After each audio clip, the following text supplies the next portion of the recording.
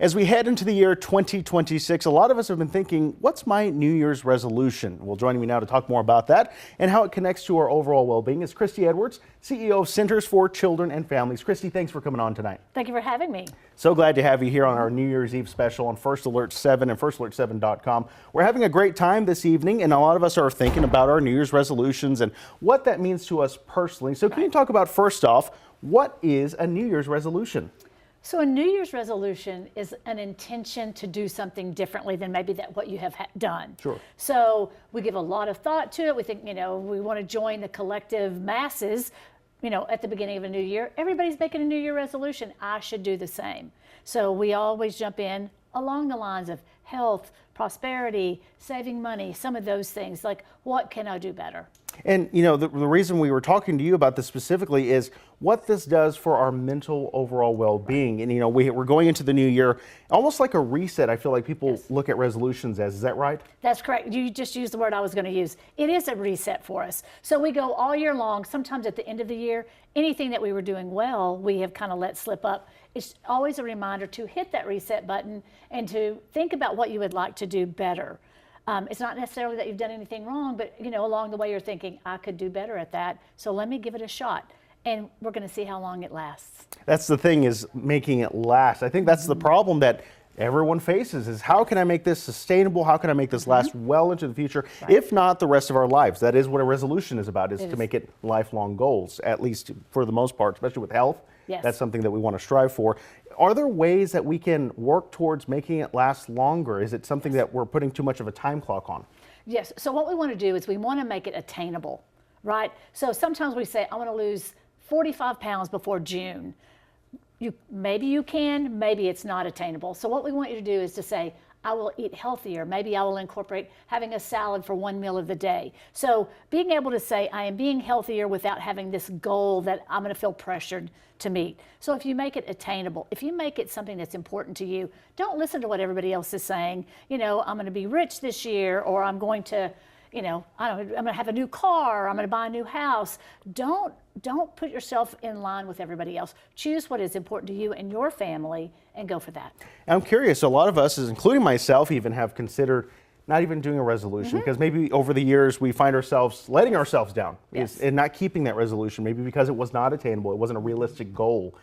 Do you think it's maybe not a good thing, or is it in between, depending on each and every individual, on whether or not we should have a New Year's resolution? All right, so first I'm going to give you a couple of statistics. Sure. So the people who are most successful at keeping their resolutions are the age group 18 to 29. So about 49% of those people are able to keep their resolutions. So we don't know if they've never been disappointed as much as people that are older, or they're just, maybe they're just willing to work harder. But and then there's also this thing that's called Quitter's Day. That is the second Friday of January. That is a time in which most people who have made lofty or unattainable resolutions find that they've already broken those. So what we want to, we don't want to discourage anybody by talking about those things, but what we want to do is, talk about the importance of making it real, making it something that would be meaningful for you, but not something that would be above or beyond your reach. A lot of the time you and I talk about on our segment, people who have maybe substance abuse issues or addictions, whatever it may be, those kind of goals, something to look at, are also something that needs to be considered professionally, maybe talking with a professional about setting those kind of lofty goals of, hey, I'm going to stop smoking, or do, things like that. Would you say it's good to talk to a professional ahead of time?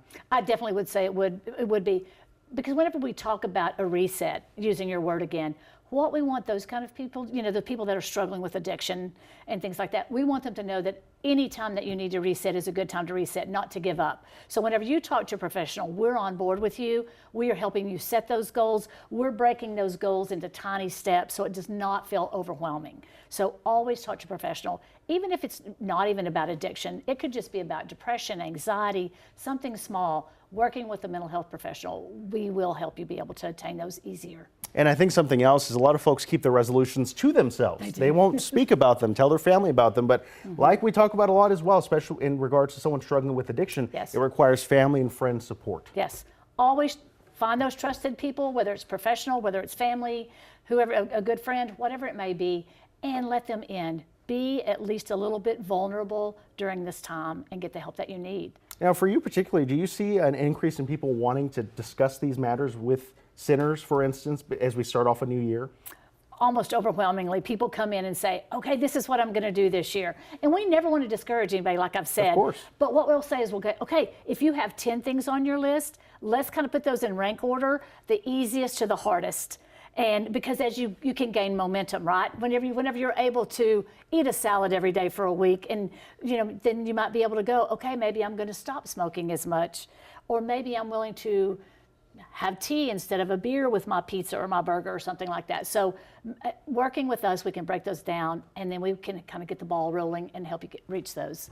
Absolutely. Some good advice there regarding New Year's resolutions. Anything else you want to wrap up the segment with regarding our New Year's resolutions and goals heading into 2026? I think it is a great time for self-reflection. I think it is a great time to say, these are the things that I want to do better, because I think I would be a better person. So anytime that you can, even if you do one or two of those, go ahead and go for it. If you are not successful this year, maybe you will wait. Try it in June. You don't have to wait till January. Do it anytime you want to. That's right. Some good advice there. Doesn't have to be at the start of the new year. Not. Anytime, any place. All right. Christy Edwards, CEO of Centers for Children and Families, talking New Year's resolutions this evening. Christy, thank you. Thank you for having me.